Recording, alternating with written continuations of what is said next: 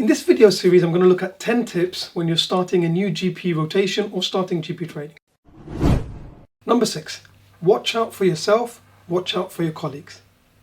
So we all know that medicine can be very stressful, very tiring. We have comparatively high numbers of doctors that suffer from things like depression, anxiety, stress, alcohol and drug dependence. So as well as looking after yourself, so if you become unwell, make sure you register with a GP, go and see your GP. You want to watch out for any signs that your colleagues might need support. Sometimes it might be just a subtle thing that they just don't seem their usual selves. You've got someone who normally is very talkative and they come in and they just seem a little bit quiet at handover. Maybe actually they're having issues with their mental health. Maybe they've got something else going on, and just checking in on them, not being intrusive, but seeing if they'd like to have a chat, seeing if they need support.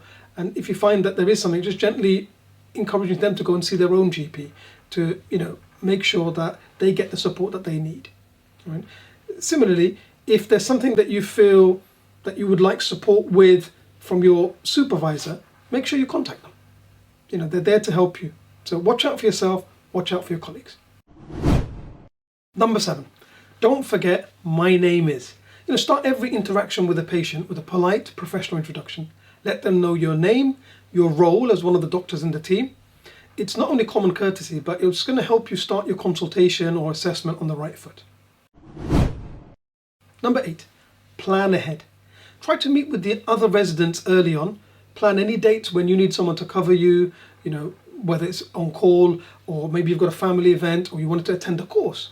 Plan your holidays in advance so oh, I've got something to look forward to.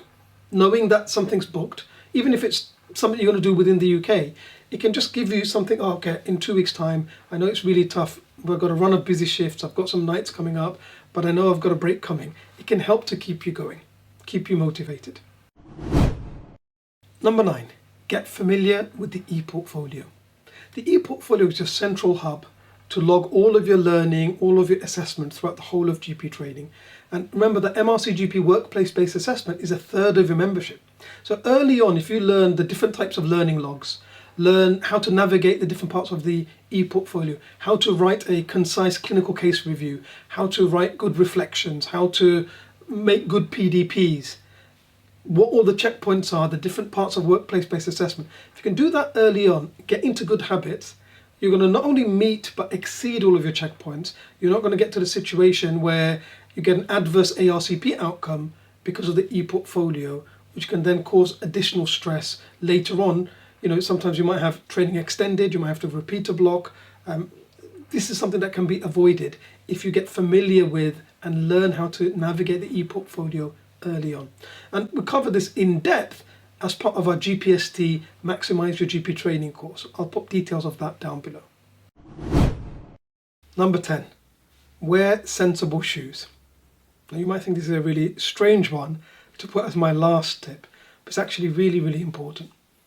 So, whether you're in the GP surgery or in a hospital post, you're going to be on your feet a lot. So in GP, often you'll get up to call patients in from the waiting room. You're going to go on home visits, and so on. In hospital, you're going to go on a ward round, sometimes around the whole hospital. Sometimes you might end up running because you're going to a cardiac arrest. And, you might be taking emergency bloods to the lab, going to radiology to request a scan, going back and forth to the emergency department to clerk new patients in, go back to the ward for the tasks like, redoing the drug charts, maybe a patient needs a review, and so on. There's lots of different things you're going to be on your feet for. And so having smart but comfortable shoes, because you're on your feet so much and you're doing so much, it can make a real difference by the end of the day to how tired you are. Okay, so get yourself some sensible, smart, but comfortable shoes. So I hope you found these 10 tips helpful. Please do subscribe to the video if you'd like more content. If you found this helpful, share it with your colleagues. Do hit the like button. It helps our channel get more visibility. And if there's anything that you'd like specific support for, something you think you'd like a video series on, let me know in the comments. Ultimately in life, prepare and you will succeed. Thank you so much.